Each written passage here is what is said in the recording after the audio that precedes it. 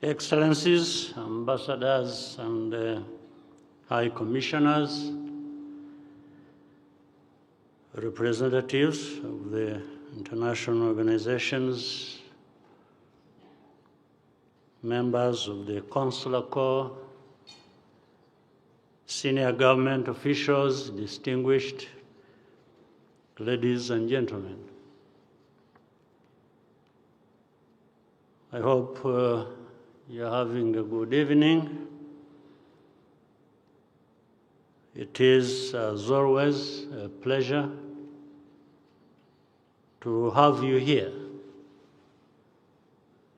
What we have built together over many years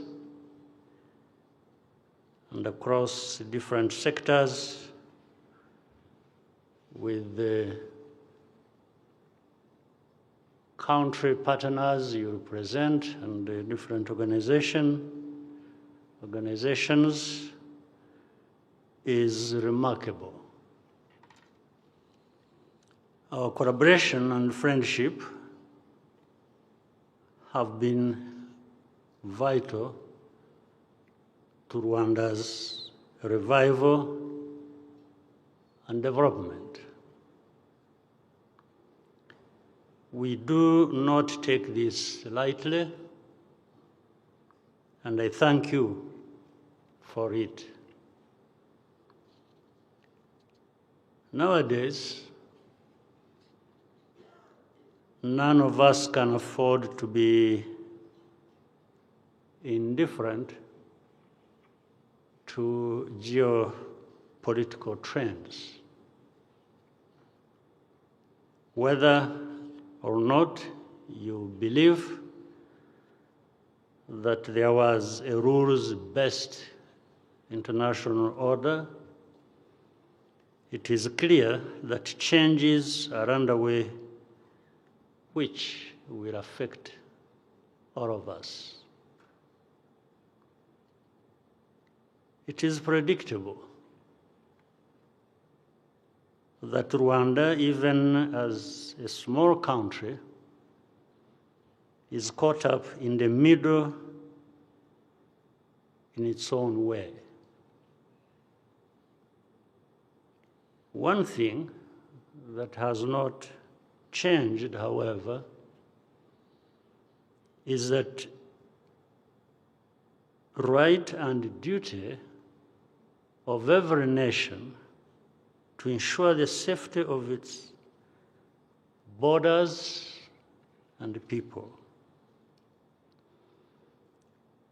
It is that duty that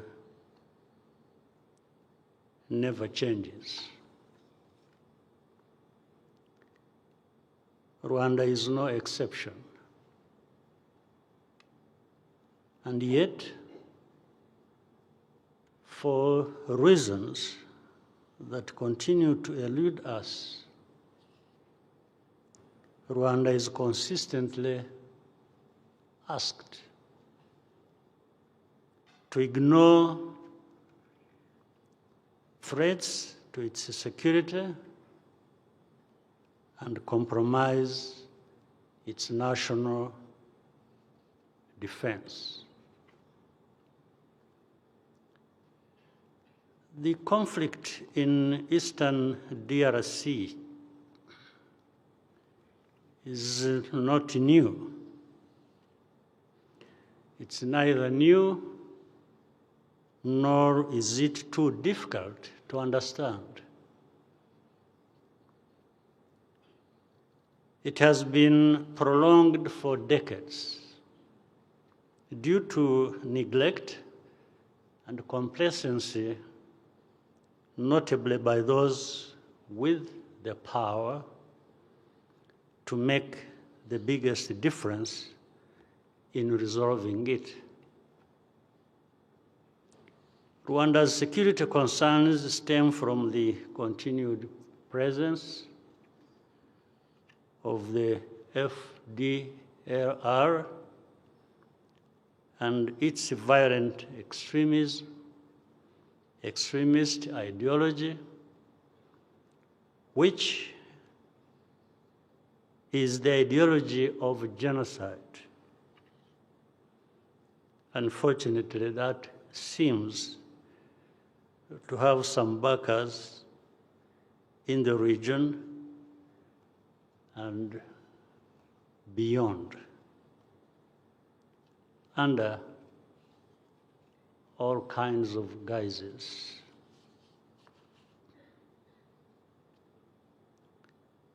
In the late 1990s, cross-border attacks by this militia from the territory of DRC claimed thousands of lives inside Rwanda. The Congolese government has provided political cover and financial support to FDLR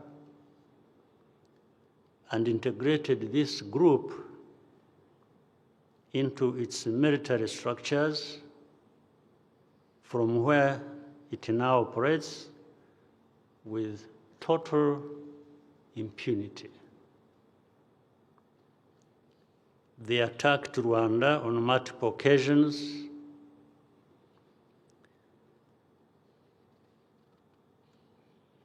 Some countries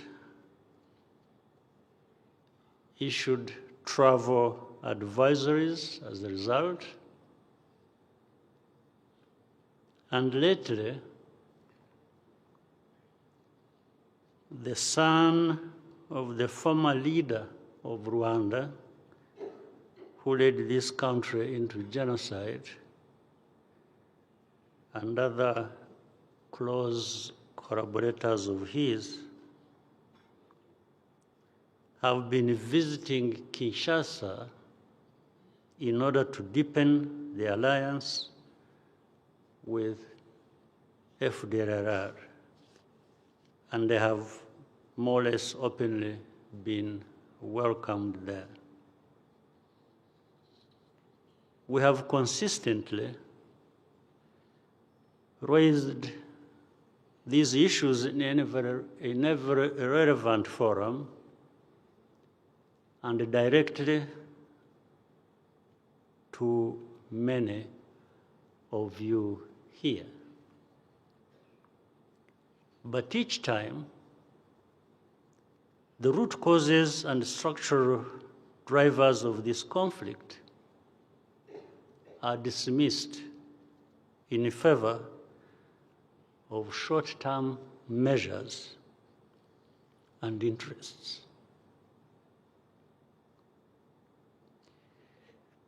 Rwanda, because of its history and its geography, requires defensive borders. Our defensive measures are aimed at this objective and nothing else. FDLR is far from being a spent force, as I have mentioned earlier. In fact, its genocide ideology has been spread to other armed groups, which also target Congolese Tutsi and other communities. By definition,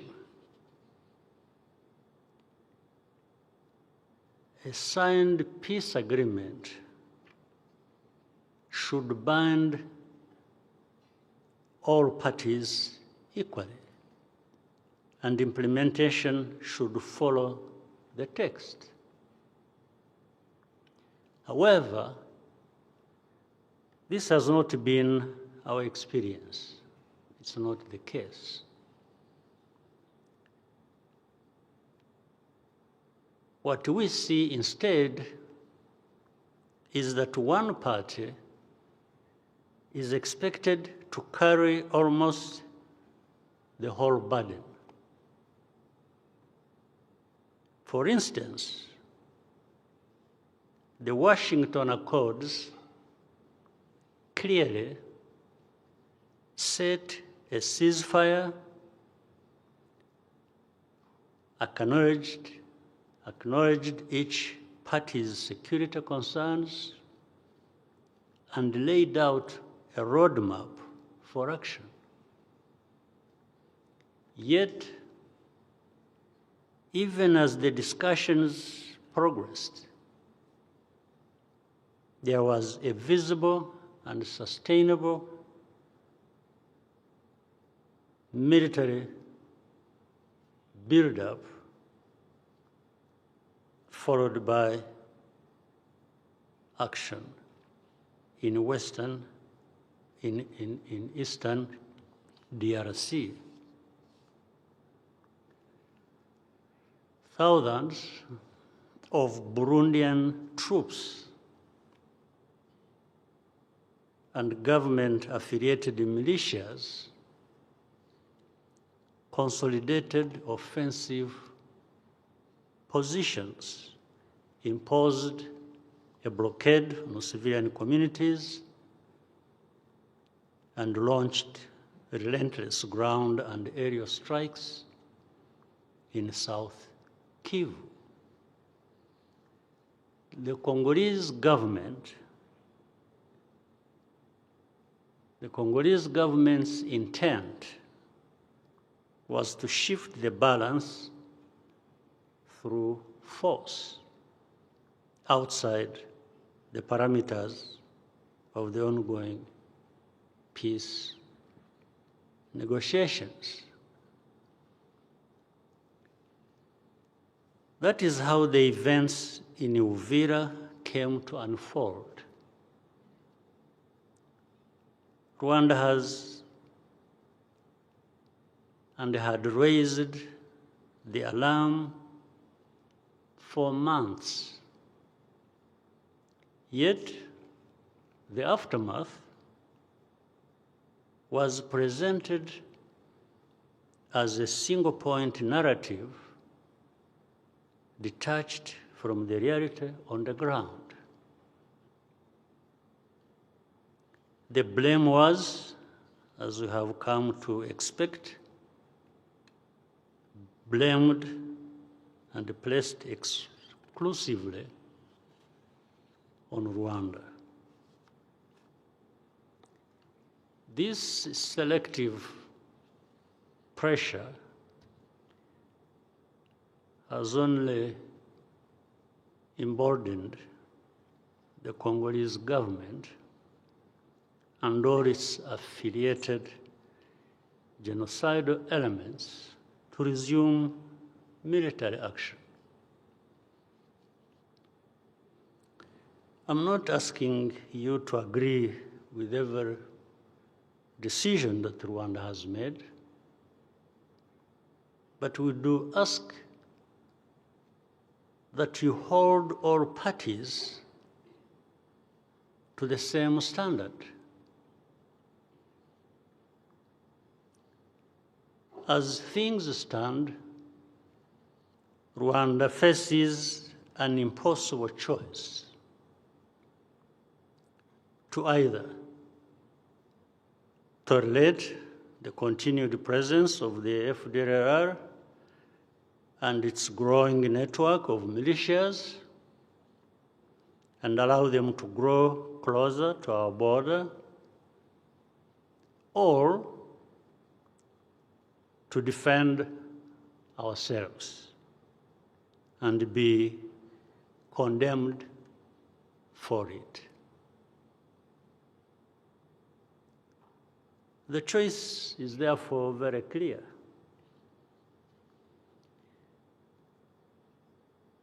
In our position, would any other country make a different choice? And any condemnation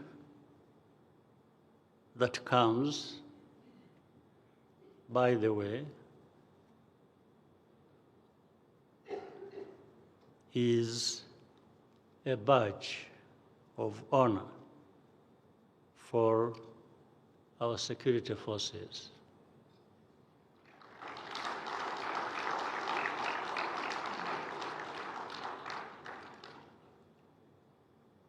That honor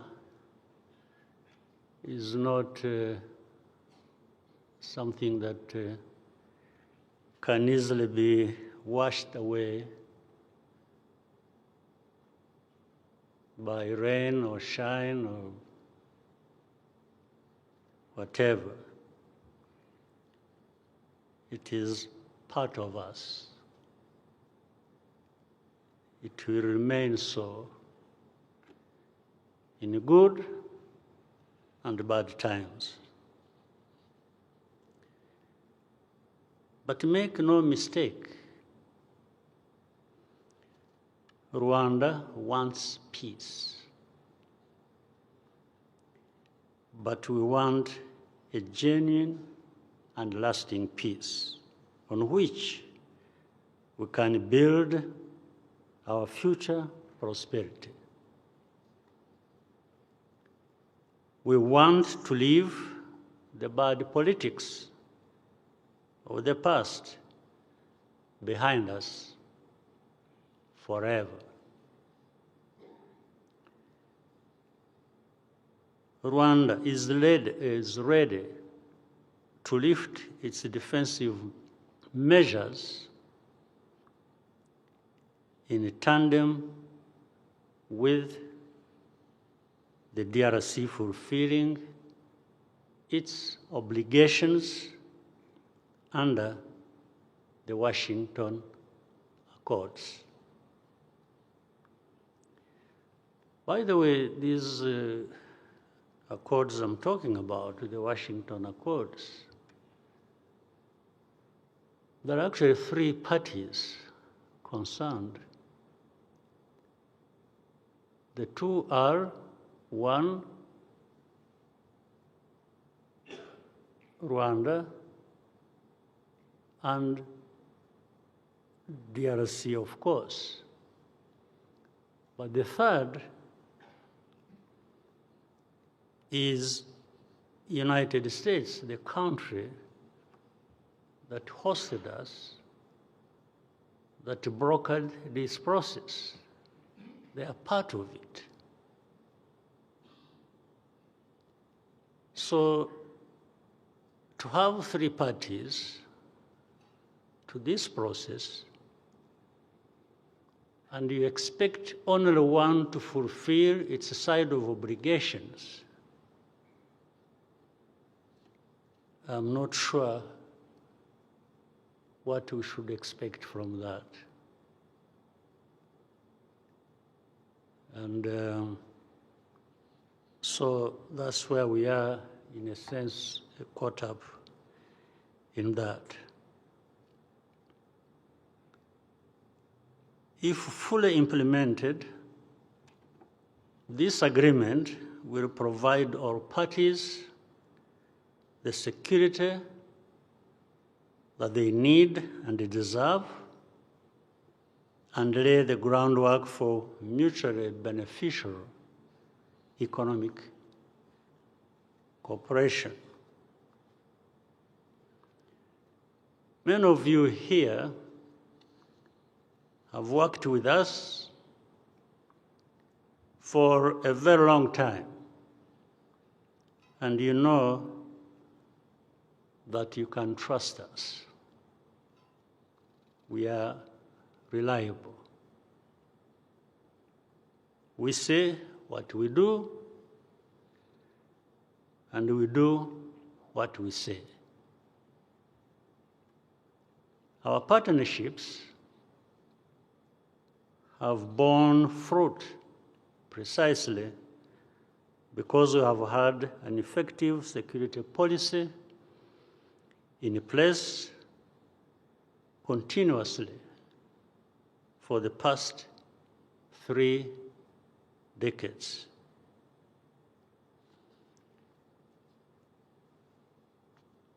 Rwanda is strong and strong enough in our own circumstances. And precisely because we consider ourselves vulnerable to ideologies of violence, of violent ethnic extremism, particularly when they benefit from direct or indirect state support. We have made a promise to ourselves to never go back to the dark days. That darkness, we can't go back. And that is not something we will waver from. Before I propose a toast, I had a few things in addition to this, that I wanted to share with you.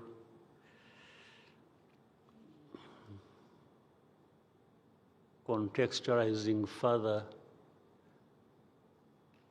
the sort of complication and dilemma we face in all this. And we also understand it in a much wider context of the world we live in. There is the world of the past, and kept changing over time, and the world keeps changing. And in many instances, unpredictably. But people have to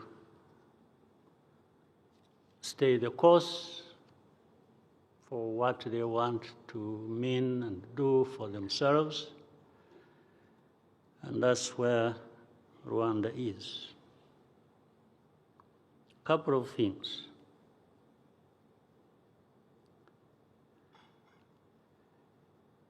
Do you know those moments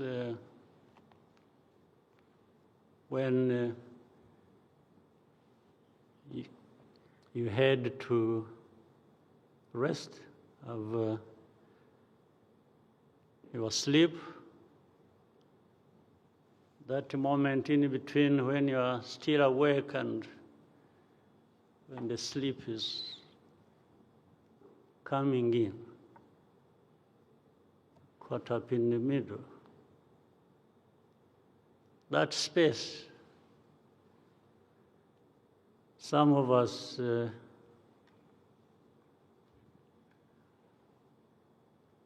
encounter people in our thoughts, and we have conversations. It's not dreaming, it's not in between. Some of those moments, I met some people, and they brought up this subject. It was like Paul, you are not Christian enough. Why? And that is supposed to, if I was Christian enough, it is supposed to solve my problems, because I'm not Christian enough in this person's mind. It is supposed to create problems for me. But I asked this person, I said, what is enough? How enough do you want me to be Christian? First, I'm called Paul. I think by that name, am I not Christian? Second, I told the person a bit of my story and history. That my parents were very good Christians. In fact, they used to share part of their limited wealth with the church. I'm supposed to be Catholic, side of Christianity. They gave a lot of their resources to the church. So I said, I'm called Paul. My parents were very close to the church, so I'm supposed to be Christian enough. And the person was not convinced. And I said, I'm also, much as I'm a Christian and you think it's not enough, I can't claim to be a preacher. You don't hold Bibles and move around teaching people, because that's God didn't assigned me a responsibility that is different from that. So, not being Christian enough has also caused me problems.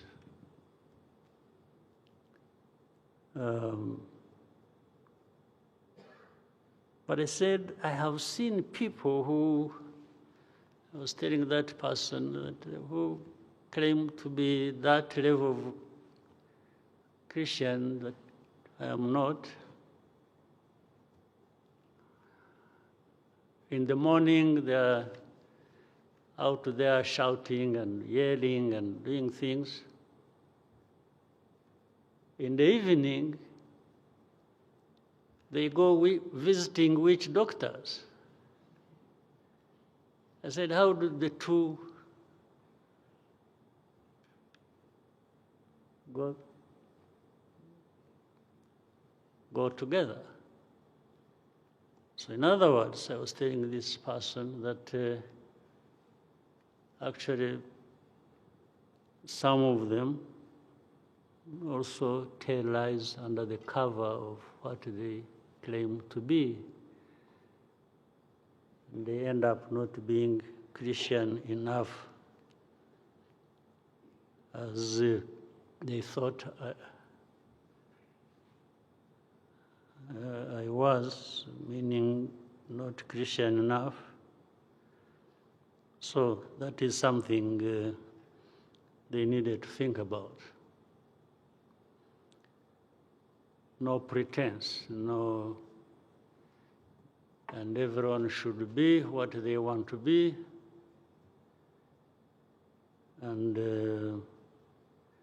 there are other measures you can use to test the value of people. Then, in another conversation, it was, okay, put aside the Christian part. Your country, Rwanda, is not wealthy enough. You don't have enough of the resources that the world needs, whether they are minerals or forests or all kinds of things. So then I said, okay, but do I also have to face penalties for not being wealthy enough?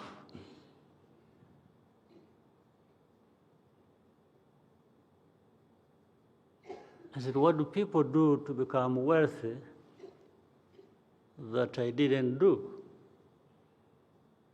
that constitute an offense? First, I was told I was not Christian enough. Second, I'm being told I'm not wealthy enough, meaning my country. So which means the combination of two should cause some of us problems. Should cause me as a person or Rwanda as a country problems in other people's judgment. But since when did these become criteria for people being right or wrong? Or to the point that you deserve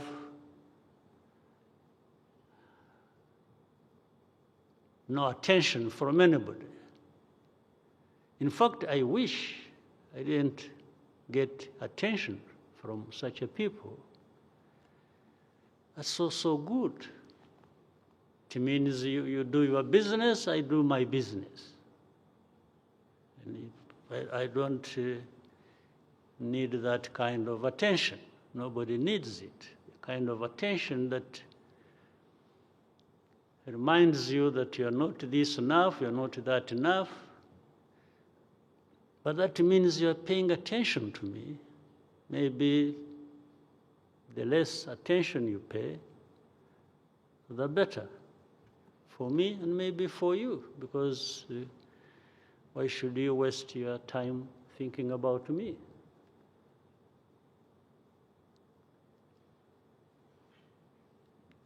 Right.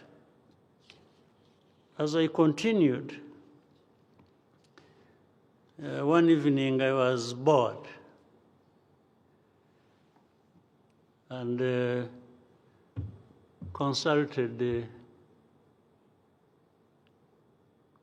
some of these agents of AI, the artificial intelligence,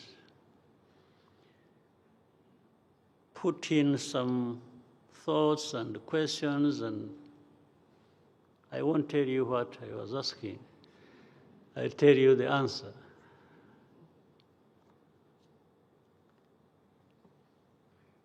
Given what I was asking, and the answer came out as, let me read it for you. In the jungle, a lion king coveted a plush deer, grazing unaware. The deer, blinded by sweet grass, didn't see the jaws closing in. Meanwhile, a wise old tortoise stood tall, accused of eating the king's crops. Crops the king knew were devoured by his own pride. The deer fell to the king's greed The tortoise shoulders burdened faced the hungry shadows dignified. The jungle whispered. One met the king's desire, the other his blame. That's where we are, but we will have our shoulders burdened and remain dignified. Thank you.